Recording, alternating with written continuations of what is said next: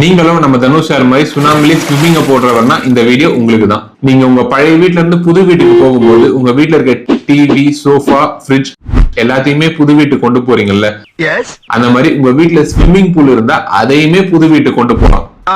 அதுக்கு நீங்க FRP swimming pool use பண்ணணும். இந்த மாதிரி சிவில் ரிலேட்டட் வீடியோஸ்க்கு follow arunprakash.official. FRP fiber reinforced plastic.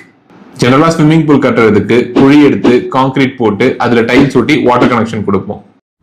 ஆனா FRP ஸ்விம்மிங் பூல் பொறுத்த வரைக்கும் நீங்க குழி எடுத்துட்டு உங்க குழியோட சைஸ், ஷேப் அண்ட் டெப்த்துக்கு ஏத்த மாதிரி கஸ்டமைஸ் பண்ணி வெளியே இருந்து பர்ச்சேஸ் பண்ணிக்கலாம். நார்மல் ஸ்விம்மிங் பூல்ஸ் கம்பேர் பண்ணும்போது FRP ஸ்விம்மிங் பூல்ஸ் மெயின்டெனன்ஸ் கம்மி, டியூரபிலிட்டியும் அதிகம். And FRP swimming pools portable, so அதை நீங்க ஒரு இடத்துல இருந்து இன்னொரு இடத்துக்கு மாத்தி வச்சுக்கலாம். ஆனா நார்மல் ஸ்விம்மிங் பூல்ஸ் அது பண்ண முடியாது. நீங்க உங்க வீட்டுக்கு FRP ஸ்விம்மிங் பூல்ஸ் யூஸ் பண்ணுவீங்களா, நார்மல் ஸ்விம்மிங் பூல்ஸ் யூஸ் பண்ணுவீங்களான்னு கமெண்ட் பண்ணுங்க. தேங்க்யூ.